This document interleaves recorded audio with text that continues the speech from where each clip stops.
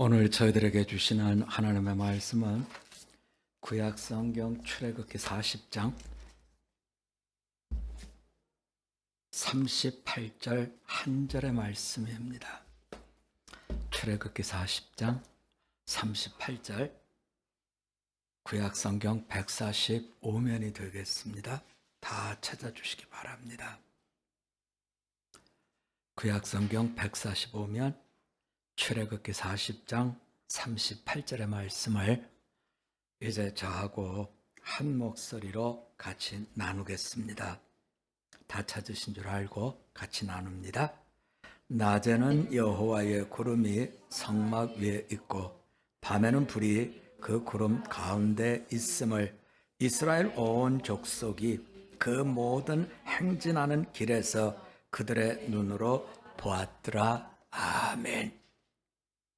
오늘 주신 말씀의 제목을 여호와의 구름이란 제목을 붙였습니다. 우리 박 목사님이 말씀하신 대로 오늘은 출애굽기의 마지막 매듭을 짓는 날이 됐는데요. 마지막이 됐으니까 처음 시작할 때 개요를 한번 다시 우리가 짚고 들어가는 게 좋겠죠. 애굽에서 이스라엘 백성들이 나올 때 6월절을 그 해의 첫날 달을 바꿨어요, 여러분. 그러니까 애굽의 달력을 쓰다가 6월절이 시작이 되면서 6월절 중심의 달력으로 첫달 첫날로 바꿨죠. 자, 날과 달이 바뀌었다고 하는 것, 여기가 시작이라는 것을 확인시켜 주는 거죠. 자, 이렇게 해서 6월절 시작으로 모든 날짜와 달이 달라지고 난 뒤에 이제 나오게 됐을 때 규모는 우리가 아는 대로 한 60만 명 장정, 남자 장정이 그저 60만 명이 나왔다. 그런데 여기서 우리가 한 가지 기억해 주면 좋을 게요. 나올 때 우리는 히브리 민족만 나온 줄 알았죠? 이스라엘 백성 아니에요. 수많은 잡족이 같이 나옵니다. 다르게 표현하면 잡족으로 불리던 사람들이 믿음의 식구가 되어서 6월절 어린 양의 피를 임방과 설주에 바르고 장자의 죽음이 넘어간 뒤에 이분들은 여호와 하나님을 믿고 아는 하늘의 백성으로 모든 것들이 바뀌어졌다. 두 개가 달라진 거죠. 6월절로 모든 것의 시작이 새롭게 되었고 나온 분들이 남자 장정만 한 60만 되는데 그중에 많은 잡족들, 이들이 믿음의 백성으로 하나님의 가족이 됐다 하는 것을 성경이 우리들에게 보여주고 있죠. 이때 다시 한번 성경이 무슨 얘기를 하냐면 애굽에서 살았던 날들이 430년이 됐다는 것을 출애굽기에서 짚어주고 있어요. 거기에서 살았던 430년, 우리가 잘 아는 대로 요셉으로부터 시작해서 모세로 나오게 될 때 이 세월이 430년이었고 70명의 사람이 내려갔는데 나올 때는 물론 잡족까지 포함이 됐지만 남자만 20세 이상의 남자만 60만 명, 약 200만 명의 어마어마한 사람으로 민족으로 나오게 됐다. 이것이 또 충돌이 되죠. 요셉을 모르는 왕이 어느 날 신하들하고 이야기를 하는데 보니까 저 이스라엘 족속들은 너무 많아. 적이 만약에 우리를 침공하면 저들이 마음을 돌려서 그 적들과 손을 잡으면 우리는 망해. 그래서 이들은 하루아침에 노예로 전락을 하죠. 자, 이렇게 출애굽을 하게 됐을 때의 여러 가지 여건들, 참으로 기도하지 않으면 살 수 없을 만큼 너무나 고통스러운 날들에 대한 간구를 드렸고, 그리고 나오게 됐고, 그리고 그들이 나올 때까지의 세월이 이렇게 됐고, 430년을 있는 동안에 아브라함에게 했던 약속, 내 후손을 하늘의 별처럼 땅의 모래알처럼 200만 명이 됐으니까요. 이것을 실감하면서 나오게 됐다 하는 것을 우리가 여기서 보면 좋을 것 같아요. 자, 이렇게 출애굽의 모든 시작은 6월절로 시작이 되었고, 이제 출애굽기의 마지막 장 40장에 와서 무슨 얘기를 해주고 있냐면, 오늘 말씀 조금 앞으로 가서 17절을 보자고요, 여러분. 17절입니다. 우리 한번 같이 볼까요? 시작. 둘째 해 첫째 달 곧 그 달 초 하루에 성막을 세우니라. 1년 만에, 애굽에서 나와서 1년 만에 이들은 성막을 세웠어요. 하나님께서 우리와 함께 합니다 했던 그곳이 바로 성막이죠. 그래서 성막이 세워지고, 오늘 말씀 우리가 같이 본 대로 38절에 가면 여호와의 구름이 성막 위에 있다 하는 이야기가 나올 때까지 성막이 세워지고 성물이 세워지고 제사장들에 대한 모든 일들이 다 진행이 됩니다. 그런데 이렇게 진행이 되는데 계속적으로 나오는 말씀은 19절을 한번 볼까요, 여러분? 19절입니다. 또 성막 위에 막을 펴고 그 위에 덮개를 덮으니 여호와께서 모세에게 명령하신 대로 되니라. 이 말씀이 여호와께서 모세에게 명령하신 대로 되니라 하는 말씀이 38절에 여호와의 구름이 성막 위에 머물렀다 하는 말씀, 여기까지 7번 나옵니다. 이스라엘 백성들은 7번 반복해서 나오면 이분들은 완전하게 순종했구나 하는 것으로 말씀을 받아들이죠. 성경은 우리에게 그 점을 얘기해 주고 있어요. 출애굽을 할 때는 그분들이 조금만 어려움이 생기면 하나님이 계신 거야, 안 계신 거야, 이런 사람들이었는데, 물론 유월절을 통해서 나오게 됐고 믿음으로 나오게 됐고 잡족도 믿음의 백성이 됐지만 아직 믿음이 어때요? 어리고 어리더라는 거죠. 그런데 1년이 지나고 나니까 7번의 여호와께서 모세에게 말씀하신 대로 행하였다는 말씀이 7번 반복이 될 만큼 완전한 순종자들로 바뀌었다. 이들은 심령만 바뀐 것이 아니라 오늘 보니까 38절에서 모두 바뀌었어요. 눈도 바뀌었어요, 여러분. 구름이 구름이죠. 그런데 구름을 보고 뭐라 그래요?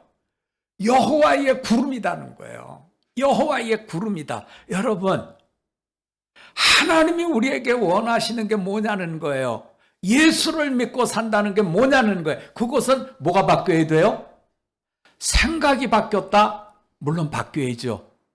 뿐만 아니라 뭐가 바뀌어야 돼요? 눈이 바뀌어야 돼요. 눈이요. 눈이 바뀌면 예수님의 마음으로 바라보더라는 거죠. 눈이 바뀌지 않으면 내 속에는 하나님이 계시는데, 눈이 바뀌지 않으면 내가 과거에 가지고 있었던 세상에서 살던 그 관성대로 평가한다는 거예요. 여러분, 애 키우는 게 왜 힘들어요? 왜 힘들어요? 애들은 지금 완성체가 아니잖아요. 지금 성장체예요, 아이들은요. 성장하는 아이들은 삐죽삐죽삐죽한 게 많아요. 그런데 성장체를 보면서 얘가 언제 사람 되나 이렇게 보는 것은 내 눈이죠. 예수님의 눈은 어때요?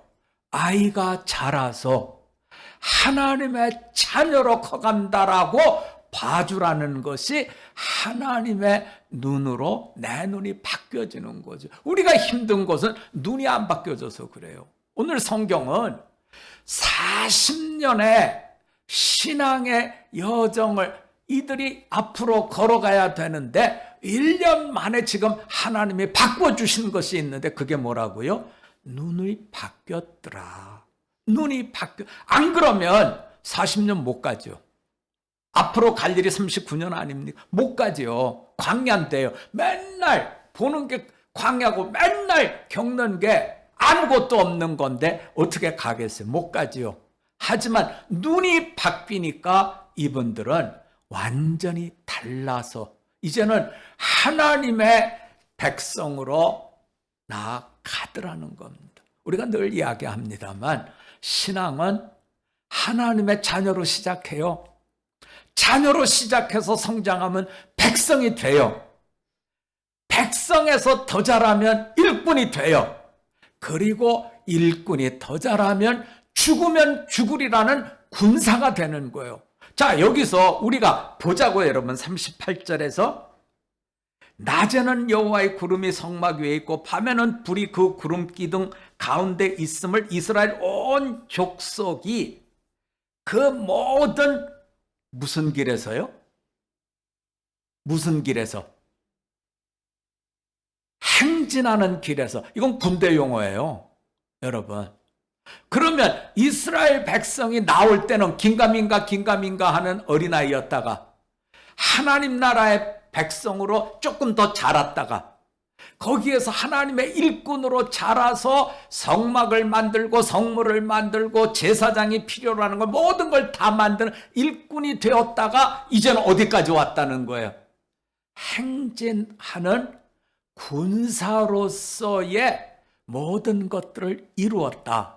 그렇다면 하나님의 장성한 군사가 되면 눈이 바뀌어야 되고 군사가 되면 바뀌어져야 될 게 순종하는 자의 심령으로 바뀌어져야 된다는 거죠. 저하고 여러분 여기서 어디로 가보냐면요.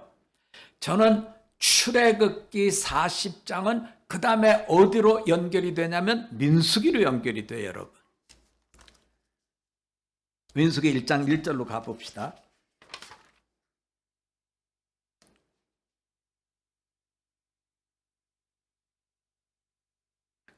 (3절까지만) 볼까요, 여러분? 제가 1절 보고 여러분이 2절 보고 3절 우리 같이 보자고요. 1절 제가 먼저 보지요. 이스라엘 자손이 애굽 땅에서 나온 후 둘째 해 둘째 달 첫째 날에 여호와께서 시내 광야 회막에서 모세에게 말씀하여 이르시되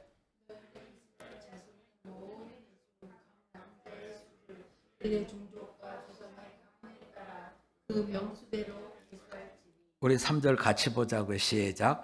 이스라엘 중 20세 이상으로 싸움에 나갈 만한 모든 자를 너와 아론은 그 진영별로 계수하되. 군사가 되어야 된다는 거예요, 여러분. 하나님의 군사가 되어야 된다는 거예요.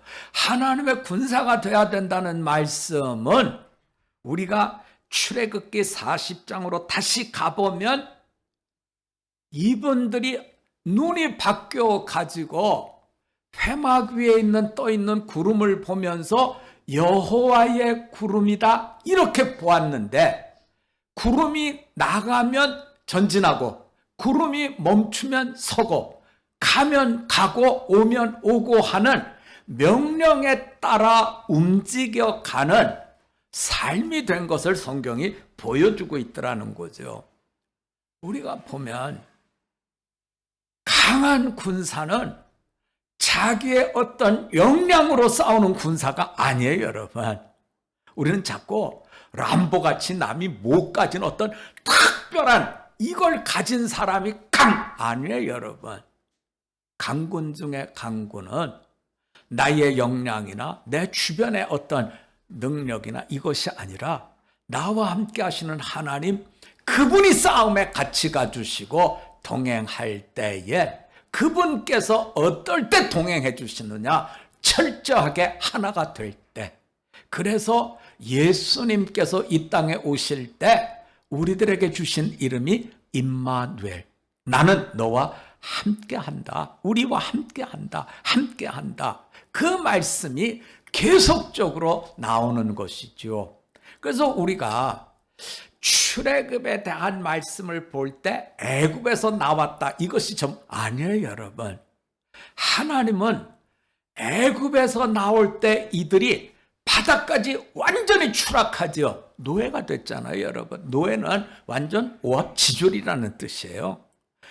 어떤 것 하나도 해낼 수 없는 사람이 바로 노예의 삶을 사는 사람인 거죠. 그런데 그 노예에서 여호와의 군사로 만들어서 이들이 이제는 하나님의 말씀에 순종하는, 그래서 하나님께서 동행하시는 강군 중에 강군이 되었다 하는 것을 성경이 보여주고 있는 거예요. 그 대표적인 예가 약속의 땅을 우리가 출애굽기 40장이 끝난 다음에 39년을 더 가지 않습니까? 간 다음에 약속의 땅에 들어가서 두 가지 전투를 합니다. 하나는 여리고 전투죠. 하나는 아이성 전투예요. 아주 이렇게 둘이 비교가 될 만한 전투인데, 자, 여리고성 전투를 생각해. 하나님이 여호수아에게 말씀하셨어요. 너는 모든 군사들과 같이 매일 한 번씩 그 성을 돌아라. 여러분, 말이 쉽죠. 60만이 한 번씩 성을 도는 게 그게 쉽겠어요? 거기다가 성을 도는 게 무슨 효과가 있을까? 의문점을 갖는 사람이 한둘이겠어요? 그런데 6일 동안 계속해서 돌고 마지막 7째가 되는 날 제사장이 7번을 다 돈 다음에 양강나팔을 불면 왁 하고 큰 소리를 지르라. 그러면 성이 무너져 내릴 거다. 아멘이에요? 여러분 어떠세요? 아멘이에요? 아, 이게 말이 되는 소리를 해야 어느 쪽이세요, 여러분? 그런데 그들은 40년의 광야를 오면서 이미 여호와 하나님의 군사로 눈이 바뀌었고 마음이 바뀌었고 훈련이 됐을 때 그들은 아멘 하고 이 일을 수행했더니 여리고성이 무너졌지요. 그러나 우리가 그 다음 아이성에서는 우리가 알아야 될 게 있어요. 자, 우리 한번 같이 해봅시다. 방심은 금물입니다. 뭐가 금물이라고요, 여러분? 자, 이겼어요. 어마어마한 여리고성을 아무 무기 없이 하나님이 함께 하심으로 이겼어요. 이들은 그 다음에 어떻게 됐냐는 거예요. 기고만장했죠. 우리가 다 갈 거 없어. 그저 한 2, 3천 명 내보내면 저 성은 떨어져. 그래서 3천 명이 가지요. 그런데 3천 명이 가서 아이성을 공격했지만 아이성 사람들에게 36명의 이스라엘 군사들이 죽잖아요, 여러분. 그래서 울고불고 난리가 나고 여호수아는 땅에 엎드려서 하나님 어떻게 이런 일을, 이러면서 마음을 무너뜨리잖아요. 그때 하나님 왜 그러고 있어? 그러면서 하나님과 함께 하지 않았음을 보여주는 것이 뭐냐면 아간의 범죄에 대한 거예요, 여러분. 자, 우리는 출애굽의 역사를 통해서 하나님께서 하나님의 자녀 삼은 자를 백성으로, 일꾼으로, 그리고 군사로 장성케 해가는 과정을 쭉 알게 하신 뒤에 하나님의 강군이 되었다고 해도 방심은 금물입니다 하는 것이 바로 아이성 사건에서 우리들에게 깨우쳐주는 말씀이라는 거죠. 훗날 다윗이 우리들에게 듣게 해주는 게 있어요. 순종이 뭐보다 낫다고요? 제사보다 낫다고요. 제사보다 낫다. 왜요? 순종은 누구의 등에 업혀서 가는 거예요? 하나님의 등에 업혀서 가는 거예요. 그래서 순종이 제사보다 낫다 하는 말씀으로 우리가 이 말씀을 받게 되더라는 거죠. 자, 승리의 비결은 하나님 안에서 동행하는 것이요. 하나님의 군사된 자들은 이런 속에서 온전한 순종으로 승리를 거머쥐었다 하는 말씀을 줍니다. 자, 여기서 말씀이 딱 끝나면 얼마나 좋겠어요. 그런데 아이성 전투에서 패배한 것처럼 하나님의 군사들이 때로는 이거 죄인가? 하면서 긴가민가 하다가 쓰러지는 내용들이 있어요, 여러분. 자, 우리 한번 같이 해봅시다. 핑계하지 맙시다. 자, 하나님이 제일 원하지 않는 거. 내가 이렇게 된 거는 뭐라고요? 핑계라고요. 자, 에덴 동산에서 아담과 하와가 추방당할 때 왜 추방당하죠? 아담이 하나님한테 그러잖아요. 하나님이 주신 여자가 이걸 먹으라 그랬어요. 핑계를 대는 거예요, 여러분. 내가 잘못했습니다는 다윗의 답안지고요. 아담의 답안지는 핑계였더라는 거죠. 그래서 하나님께서 핑계하는 아담을 추방했지요. 핑계는 또 따라오는 게 있어요. 무엇이 따라오냐면 핑계를 하다 보면 원망이 따라와요. 원망만 오는 게 아니에요. 불평이 따라와요. 자, 원망이 따라오고 불평이 따라오면 뭐가 안 보이죠? 하나님이 안 보이셔요. 여러분, 하나님이 안 보이셔요. 그건 겁쟁이가 되는 거예요. 자꾸 핑계의 굴로 이렇게 무너져 버리더라는 거죠.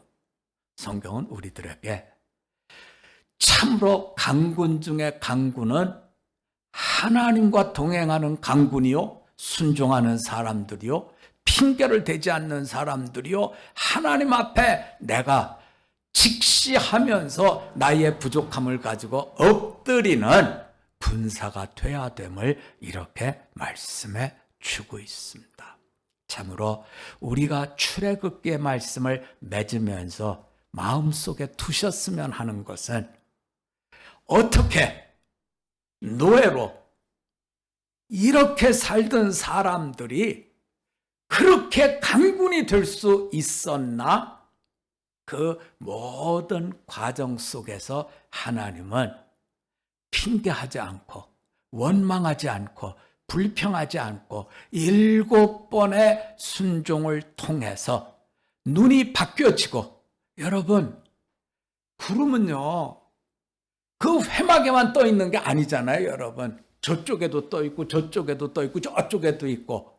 그런데 이들은 그 회막에 떠오른 구름을 바라보면서 저 구름이 우리와 함께하는 여호와의 구름이다, 이렇게 고백하면서 나갔기에 그들은 참으로 1년 만에 군사로서의 진을 구성하게 됐다는 것이 민수기의 출발 말씀입니다.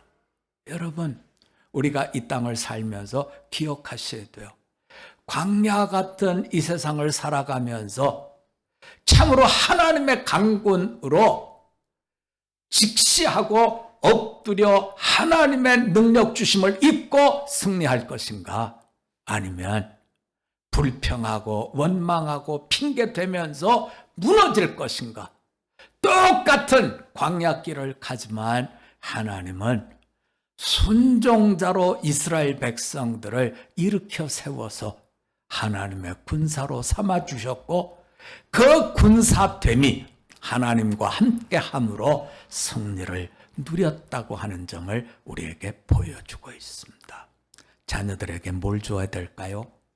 오늘 출애굽기는 우리에게 분명히 얘기합니다. 하나님의 백성, 하나님의 일꾼, 하나님의 군사로 눈이 바뀌어지는 승리의 순종자로 키워내는 우리 모두가 되시라 말씀하시고 있습니다. 순종의 길을 잘 누려갈 수 있는 본된 부모들이 되실 수 있기를 주님의 이름으로 부탁드립니다. 우리 한번 같이 기도드리겠습니다. 하늘에 떠 있는 수많은 구름을 보면서 하나님께서 함께 하시는 구름, 여호와의 구름이다.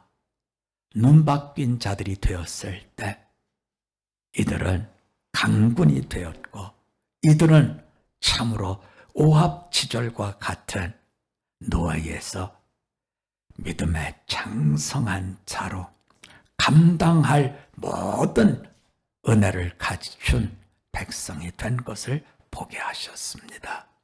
그렇습니다.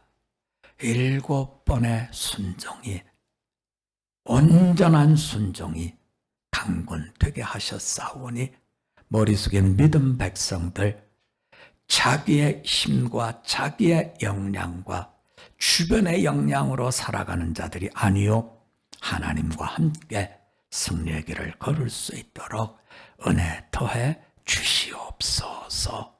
예수님의 이름으로 기도드립니다. 아멘.